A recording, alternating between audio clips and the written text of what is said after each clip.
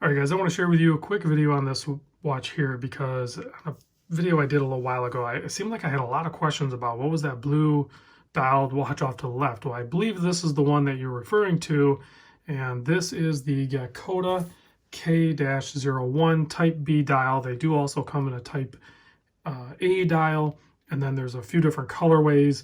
This one could be a little goofy because it is a really good stunning blue, but they actually have thermally blued hands on it as well, which can make it a little tricky to read. I still really enjoy it. I like the blue, but this was a watch that I had on a Sunday sale, sold it to my buddy Chris down in Hawaii. He rocked it for a while, reached out to me, said, hey, I think I want to sell that watch. He knew I almost bought it in the first place, so when I came back, I ended up buying it. So,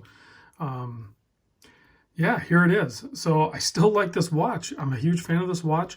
It kind of flies under the radar. That's definitely my style as far as most people don't go buying the Geckota watches. There's not a ton of information out there, but I can tell you they are using what seems to me to be a really good premium manufacturer, or if they're doing it, or I don't know who's doing it, but they're using a ETA 2824 movement in here, which again, they probably should have used a no date one because this does have the ghost date function on it, meaning when you unscrew the crown, you get a nice pop, but then you get the first position, that would be your date change, right?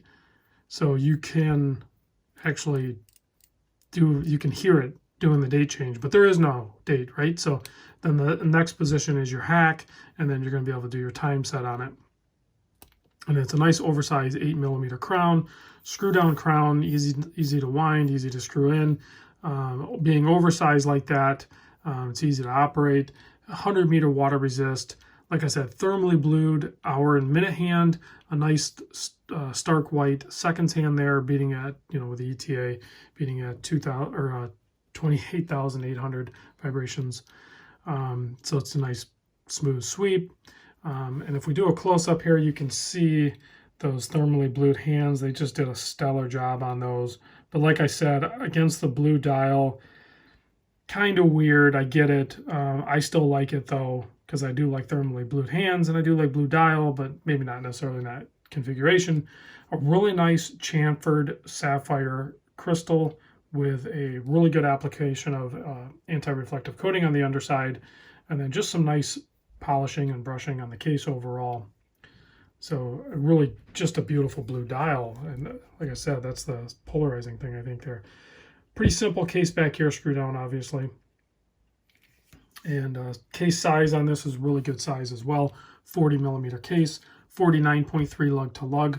It's only 11.6 thick and a 20mm lug width. This is not the leather strap that it comes on. This was a bit of an upgrade that the original owner, I think, was James, that sent it in. This is a Horween leather made by, and I'll put a link in the description, B&R Bands. I believe this is under the IWC look strap, and then it's also fitted with this clasp here. So I think this combo really works for me, and it worked for the two prior owners as well. So if you are interested in this watch, they can be bought from Geckota. I've reached out to those guys before. I tried to work with them. They used to work with CG Crystal back in the day. I'm not sure who they're working with now. I tried to work with them. They make a bunch of different watch straps and bracelets and now watches and everything like that. But they keep just kind of blowing me off a little bit. So I was reluctant to bring one in, but when one was sent in and I was able to check it out, I definitely can appreciate it. So they're making good things, and they do like a limited production, I think, of sorts. But the price tag on this guy is $489. That's what it says on the website. Like I said, I'll put a link in the description. But I think it's worth it. It's under $500. The felt quality of it. It's got a nice weight to it, and Swiss movement and beautiful dial, thermally blued hands.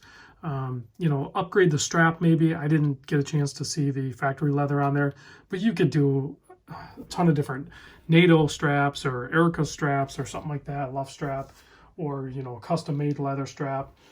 There's an insane amount of options. They're all going to look really good on there. There's an EA leather goods strap. You could do that on there, and that would be a killer combo, but I just like it on this one. The Lume, I believe, is BGW9. Let's pop the lights off and take a look. Like I said, I just wanted to do a quick video on this because some people had asked about it. The Lume is a little different than what I originally expected. So I believe that's BGW9. It kind of has a cool blue look to it. So, but it's nicely done. So, and the seconds hand is fully loomed, which is, you don't see that a ton anymore either. So, all right, guys, thanks for watching, and thanks to my buddy Chris down in Hawaii. If he was in Ohio, I'd probably go visit him. But anyway, thanks, Chris, for hooking me up with this watch again. I'll probably keep it around for a little while, and I'll catch you guys on the next vid.